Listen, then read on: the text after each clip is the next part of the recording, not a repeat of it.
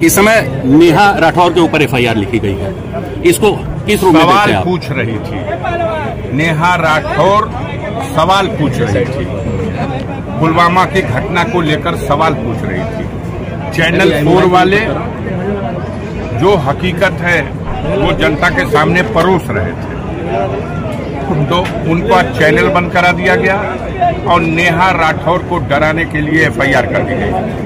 न चैनल 4 वाले डरने वाले हैं और न नेहा राठौर डरने वाली है। कुछ सवाल थे, अब तो ऐसे ऐसे सवाल हैं और पूरे देश के लोग देख रहे हैं कि अगर सरकार जवाब देने में विफल है तो वो अपनी खींच निकालने के लिए अपने शक्ति का दुरुपयोग करते हैं। तो क्या ये सही मानते हैं इस चीज को? किस चीज को? एफआईआर लिखे जाने को बिल्कुल गलत मानते हैं, घोर निंदा करते हैं। लोकतंत्र की व्यवस्था है, बाबा साहब भीमराव अंबेडकर ने संविधान में ये अधिकार दिया है। हम सवाल सरकार से नहीं पूछेंगे तो किससे पूछेंगे?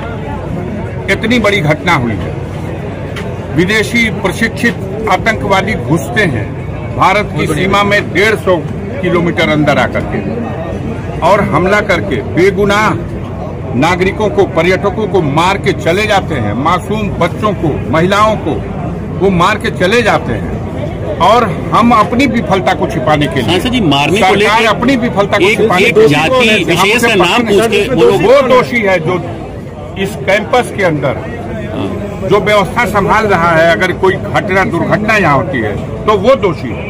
पूछा जाएगा कि चौकीदार कहाँ था, वो चौकीदार कहाँ था जब ये सीमा क्रॉस करके आतंकवादी आए?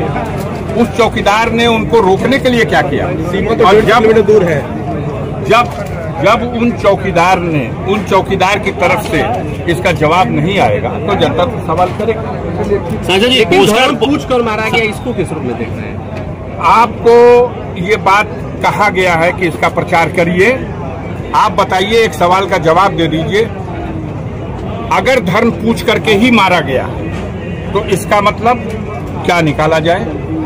महाराष्ट्र में हमारे देश के सुरक्षा का एक जिम्मेदार अधिकारी ट्रेन के अंदर लोगों का धर्म पूछ करके गोली मारा, तो क्या पूरी कौम को कटघरे में खड़ा कर दिया? क्या दुनिया नहीं देख रही है कि कश्मीर के मुकामी लोगों ने अपने जीवन को जोखिम में डाल करके, घायलों को अपनी पीठ पर लाद करके और उन असलहों से लैस आतंकवादियों की धमकी की परवाह न करते हुए दुर्गम पहाड़ियों में हजारों लोगों की जान बचाने का काम किया। सांसद जी, पोस्टर रो रहे हैं वो लोग जो बचे हैं, जिनको नया जीवन मिला है, वो उनके एहसानमंद हैं। लेकिन हमारी मीडिया के पेट में दर्द हो रही है।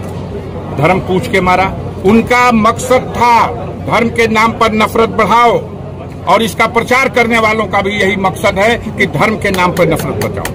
तो देश कैसे मजबूत होगा? इसका देश की एकता के सवाल पर सोचो। इसका उत्तरदायी कौन है?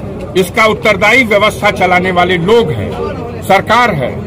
जिस सरकार की यह नाकामी है, जिसने सारे देश में ये ढिंढोरा पीटा कि कश्मीर में ऐसी कानून व्यवस्था है कि परिंदा पर नहीं मार सकता, और कश्मीर में इतनी बड़ी घटना हो गई और हमारा प्रधानमंत्री बिहार में जाके वोट मांग रहा है। अभी शहीद हुए लोगों की चिताओं को अग्नि भी लगाई नहीं गई और ये जाकर के वोट मांग रहा है। आपने जिनको हराया वहां पे इस समय राज्यपाल हैं, उनकी कितनी विफलता मानते हैं? अब उनकी विफलता और पूरी सरकार की विफलता, अब इस पर कुछ क्या कहने को शब्द रह गया कोई? हम बेहया हैं और हम कुछ मानेंगे ही नहीं, तो वही बात है। इन लोगों को तो चुल्लू भर पानी में डूब मरना चाहिए। जिनके आह्वान पर सारे देश के पर्यटक वहां गए, उस जम्मू कश्मीर की वादियों में सैर करने गए, अपने परिवार को साथ लेके गए। हमें तो ये भी पता चला, आज द हिंदू अखबार ने लिखा है कि 3 घंटा पहले केरल हाईकोर्ट के 3 जजेस भी अपने परिवार के साथ वहां से गए थे, जो पिकनिक करने, वो लोग वापस लौट गए। तब तो बड़ा हादसा हो सकता था, क्योंकि उन जजेस के ऊपर ये भी उस स्टोरी में आ रहा है। मैंने उसको देखा कि उन्होंने केरल में किसी जघन्य घटना के लिए जिम्मेदार आरएसएस के कैडरों को सजा दी थी और वो कश्मीर घूमने के लिए गए थे। जहां अटैक हुआ है वहां से वो घूम के 3 घंटा पहले वापस गए हैं।